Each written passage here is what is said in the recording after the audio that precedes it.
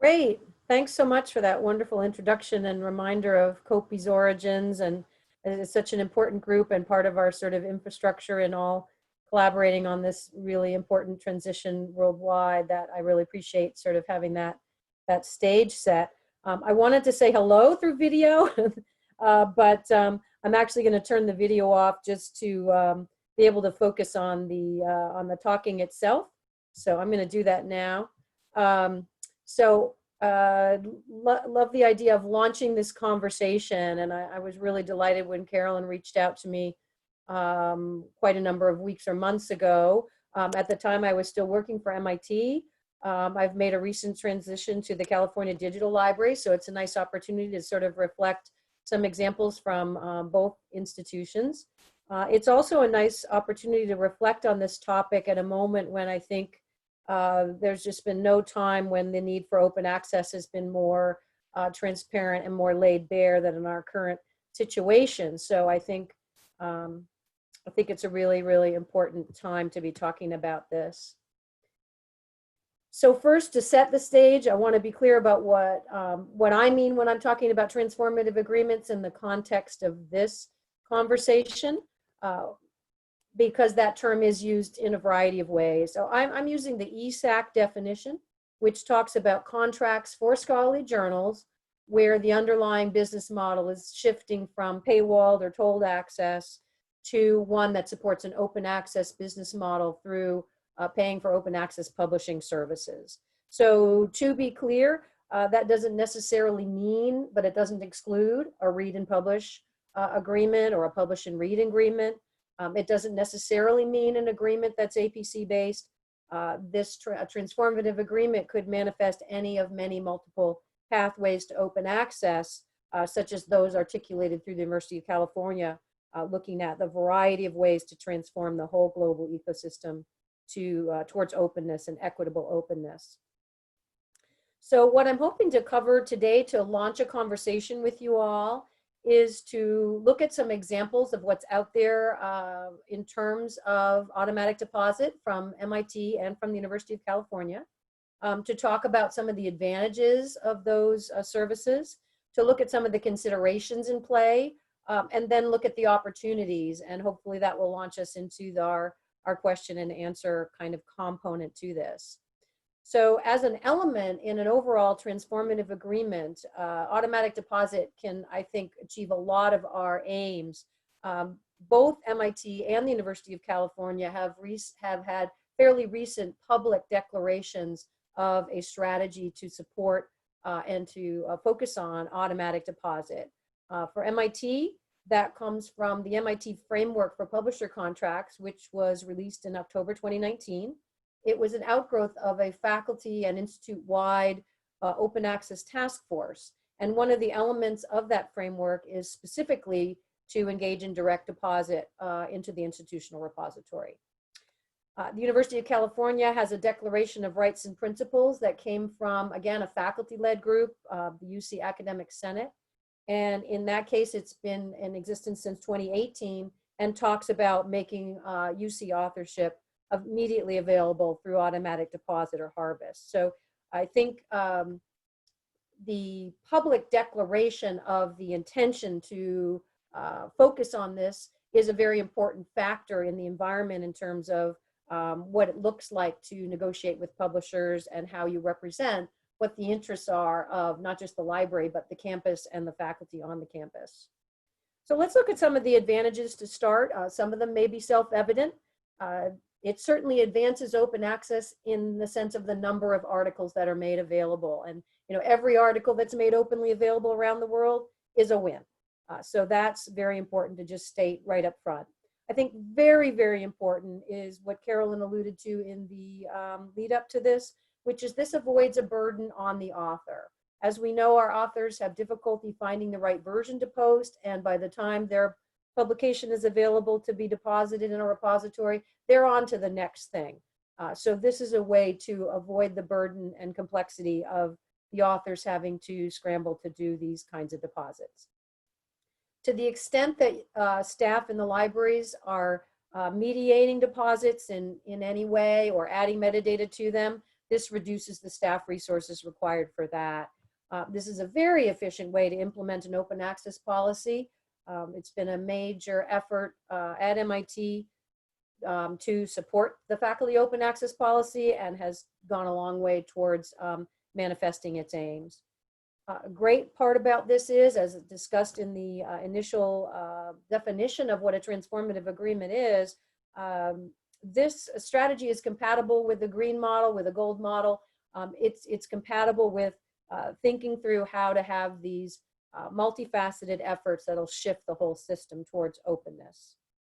It allows us to promote university control of their own scholarly output. So this might be very important for showcasing a campus's research. It also could support things such as computational access, more readership, and preservation by having things in an institutional repository. And importantly, can support compliance with funder requirements, such as particularly the Department of Energy, which calls out the campus repository as the particular vehicle for meeting the requirements of the White House directive. So let's look at some examples. From MIT, there are several. I want to call out in particular a couple. The Association for Computing Machinery is a recent open access transformative agreement that was co-created with the ACM, but also among MIT, University of California, Iowa State, and Carnegie Mellon. And this agreement includes both publisher-based or gold open access for the corresponding authored articles from the campuses, but also includes, for more pertinent to this conversation, automatic deposit for all affiliated articles, whether corresponding authored or other affiliated authors who are not the corresponding author on all the campuses. So it's a great example in many ways of what can happen in our environment when there's a collaborative approach with a publisher who is really interested in understanding mutually sustainable models and flexible about the idea of building out various elements of the agreement, in this case particularly the sort of automatic deposit aim. I also wanted to particularly mention the Royal Society of Chemistry, which similarly includes automatic deposit for all affiliated articles, not only the corresponding authored articles, and also blends publisher-based open access or gold OA with the auto deposit service.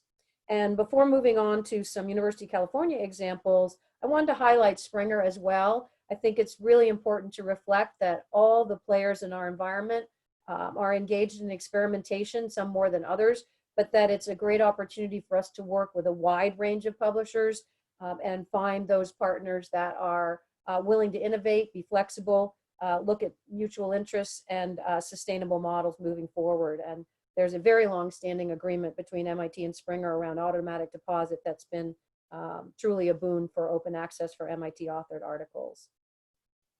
From the University of California, I just wanted to call out the strategy that's specifically articulated in the Pathways to Open Access document from 2018, which is in fact to streamline deposits into our eScholarship open access repository at UC. And as I mentioned, there's the Association for Computing Machinery agreement that UC has participated in. And I wanted to spend a moment on the Cambridge University Press agreement, which is also relatively new and is an interesting additional example, I think, with a different flavor to it. So the Cambridge University Press model is a multi-payer model.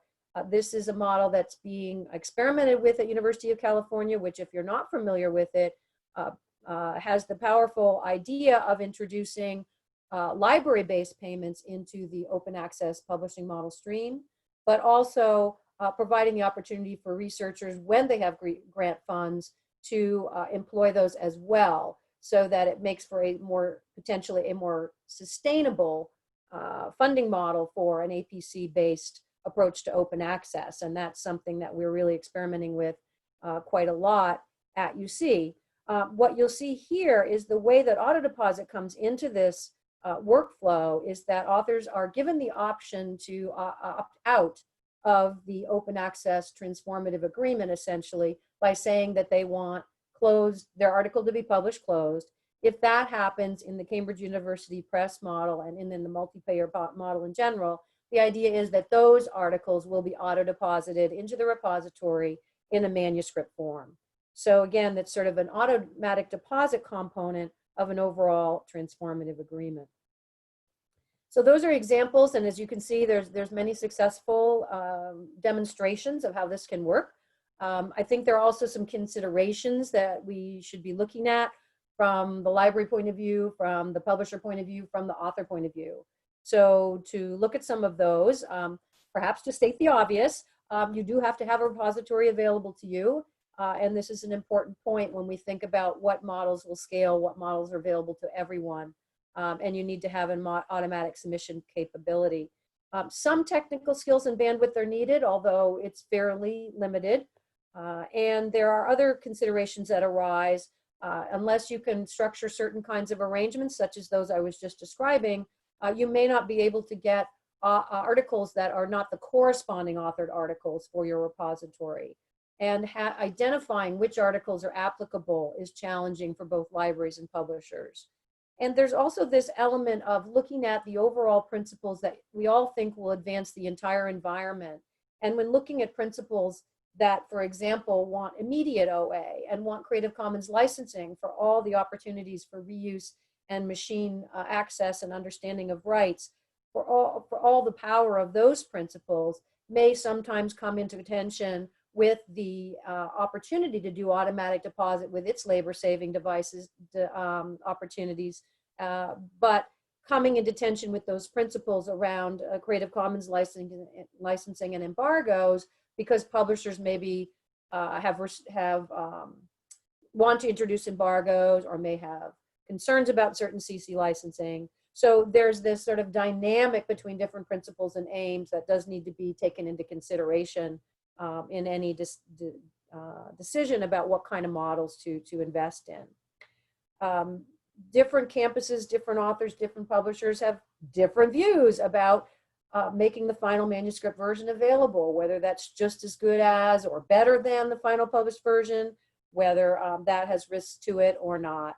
That's something that one also has to grapple with on different campuses with the different climates that we're in. Some folks, if this kind of auto deposit model were to become a primary stream for manifesting open access, have concerns about things like discoverability. So that's something also to think through. There are publishers with whom it's possible to build out an automatic deposit within the context of a broader transformative, gold-focused open access strategy, but who may have concerns about doing it outside that sort of a model. So that can be a consideration. And part of that can be that if it's not within an overall sustainable business model that all players are invested in, it can be subject to rapid changes by a publisher in terms of their willingness to engage in that approach. We all also, I think, need to consider whether if we are looking at a model that involves building out open access publishing services and paying fair prices for those, would we be willing to pay a price for automatic deposit? And what would that look like? What's a fair price for that? You know, it's a whole new service. That's a little bit hard to perhaps know. And finally, I want to reflect a little bit that I think we're at a certain stage in the maturation of the open access environment where we're still very much in an experiment and iterate mode and need to be. We are still trying to understand how to sustainably move the entire market and ecosystem towards openness. So we do need to experiment and iterate. But we're also at a point in the maturation, I think, where we also need to understand that any given investment we make in a certain strategy, how does it fit with that overall transformation towards equitable open access? And so there's a consideration there too in investing in automatic deposit to really understand how one sees that fitting with a broader strategy that will be aiming towards this full transformation to open access. And by that, I don't mean that we can see every stepping stone along the way, because I don't think any of us can, but rather that we at least see the path and understand how this is part of the path. So publishers will have their own considerations and perspectives, and I share some that in my experience have emerged in talking about auto deposit with publishers. In many cases, especially for small publishers, there is a technical skill limitation and a bandwidth limitation that can also be connected up with publishing workflow systems where they might be a third-party service that the publisher has to pay to have changes made in, or it may be something that they have in-house but have limited resources to adjust. So there's this sort of technical aspect that can be a barrier. As we may have mentioned, the author ID problem is a challenge for all parties, and that's sort of core to making any of these arrangements work. Publishers can have varying views, as our campuses can, about what versions of articles should be shared. They may want to link from the manuscript to the final published version. That can often be supplied automatically through metadata, which is fine. But depending on what version your campus wants and what the publisher's perspective is, there can be some interesting tensions around how to manifest the aims of the auto deposit. Interesting that one thing that has emerged through conversations I've had with publishers is that they look very much to their cost per use and download counts as a main way to maintain subscriptions, and worry that libraries will start canceling if download counts go down, and they see that in some cases repository downloads may siphon off what would be counts from their own platform. So that's something to really think about. And these kinds of considerations, when I'm putting them together in the lists here, are meant to consider, okay, well, how would we talk about that and address that in a negotiation? I don't mean to describe these as sort of barriers. They're really things that might arise that we should all be prepared to talk through and experiment with and think of ways to resolve. Publishers may find this concept workable within a more broad, transformative, gold-based open access agreement, but may see less of a path without that umbrella. So that's something also for all of us to be considering. And in addition, a really interesting angle that has emerged in the conversations I've been involved in is that these kinds of arrangements often involve crossing organizational boundaries within a publisher organization. And that involves a time-intensive organizational resources that mean that this can take a long time for these conversations to emerge, and that they're very complex to bring to resolution. Publishers can also be concerned about offering a pilot and entering on this path if they're not sure it can scale and they'll be able to offer it to other customers. So those are some considerations to sort of be aware of. There are also considerations from the author perspective, and I do want to say, and none of my experiences have these really been concerns or barriers from the authors, but they are things at play in the ecosystem that I think it would behoove all of us to sort of prepare messaging around and have thought through before launching into this. For example, there have been certain fields that use SSRN as a repository heavily, where download counts are an important element of demonstrating impact and value for an article. And those authors in those fields at various times in various places have expressed concerns about the siphoning off of download counts from institutional repositories, whether through auto deposit or otherwise. In addition, some authors are concerned that the manuscripts be linked to a final published version so that the final formatted version is given some prominence. That's not true of all authors, but some. Some authors may be surprised if they have their articles appearing in the campus repository without their own effort. And so that's just something in terms of, again, preparing messaging to be taken under consideration. And there can be really divergent views in faculty between this kind of tension I was mentioning around different principles. For example, faculty who are very, very invested in immediate OA may find that having an embargo on automatic deposit is really not appropriate, whereas others may feel that, oh, if this is going to take the burden off me and make my article open, but there's going to be an embargo on it, that still sounds like it's worth it to me, right? So there could be a lot of different views on that, and something to really think through and talk through. So again, these are not actual barriers or problems that I personally have experienced, but they're things out there in the environment that it's worth thinking through, and any other additional unintended consequences for authors that you might think of. So let's turn to the opportunities. There are a lot of things to think about in terms of our negotiations, right? The point of this talk today is thinking about the fact that we have transformative agreements that are potential for them in the libraries, and that we want to leverage the library content license renewal moment to try to advance broad OA. And how are we going to do that?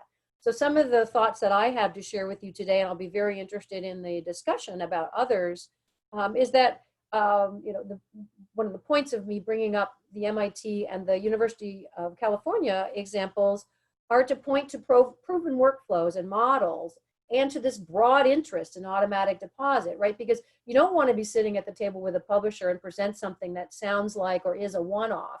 You might need to do that in some cases, but for big changes, for all players, it's going to make sense for these things to be things that many, many people want and many people find useful in order for it to be sustainable, not one-offs.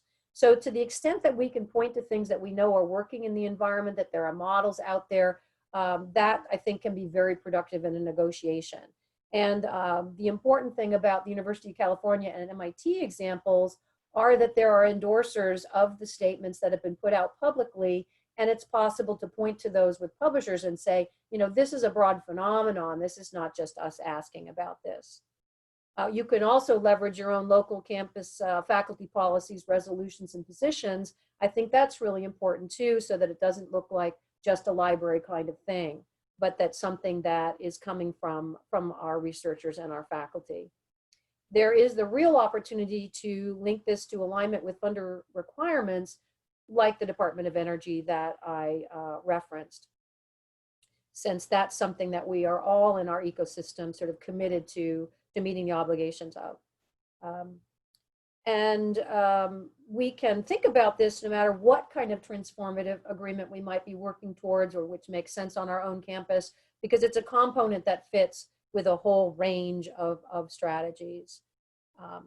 And to that point, to just reiterate that this is really an element of an overall transformation, and being able to articulate how this kind of strategy of automatic deposit fits in that overall transformation, I think is really critical in talking with the authors on our campus and in the publisher negotiations, so that we can all understand that how are we working together towards this broader vision.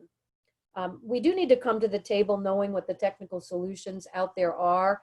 We don't necessarily need to be technical experts, but we need to know what are the parameters on our own campus.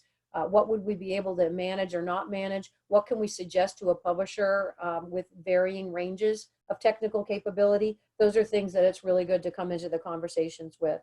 And there are things we can do that are very low bar if we are not ready for a full transformative agreement or are not set up yet for automatic deposit. Things like incorporating model author rights language into a license, which at least allows the authors themselves to deposit into a repository, can be also an effective sort of component. Just to let you know, both the University of California and MIT have model license language around this. That's something you can use and formulate in your own way or drop into a license agreement. Both of them involve the options for the language, which either state a process that is going to be underway under the agreement right away, or a process where there's going to be a good faith discussion to build something out. So that may be of interest to you. So there are also opportunities, and very important ones, for us to think about in terms of the infrastructure to support all of this and the broader transition. Really, really important for us to use standards to streamline efforts on both ends. Again, this can't be a set of one-offs. It'll never work. The SWORD protocol is out there for web deposits. This is something that we can promote and make available to publishers and use ourselves. We also have standards in the area of author IDs and organization IDs that I think we want to promote, adopt, and use, again, for this whole sustainability and viability of this transformation. Another very important piece of the conversations I've been in is talking about broker services. If you're not familiar with these, this is the notion of a rule-based system where one upload of a paper can deliver that paper appropriately to funders, to campus repositories, and to other repositories as well. Key in that landscape are, in North America, the public access submission system being built by the Johns Hopkins Library Development Team, supported by Harvard and MIT, and available for use broadly, and would suggest that you look at that and talk about the possibilities for using it on your campus and also promoting it with publishers. There's also the JISC router, which many publishers will be familiar with if they've been operating in the UK, and that may be something that you can also leverage in some way in your conversations. We also need to think about how we could make the repository infrastructure more robust and networked and interconnected. The work of organizations such as primarily the Coalition on Open Access Repositories is a great way to do that. And then finally, if you are at this time don't have a repository on your campus, you can look at kind of building out or using consortial repository infrastructure, or looking at some of that that's been being made available in our community, such as the CERN-based repositories and Nodo communities that are available.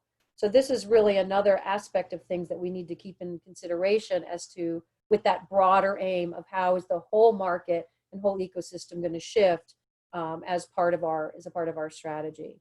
So that's sort of the queue up that I had for you today, thinking about how auto deposit can be an element to advance broader open access in our transformative agreements.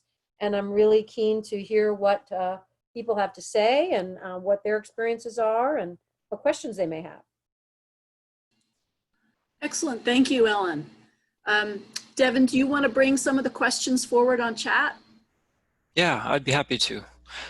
So thanks so much.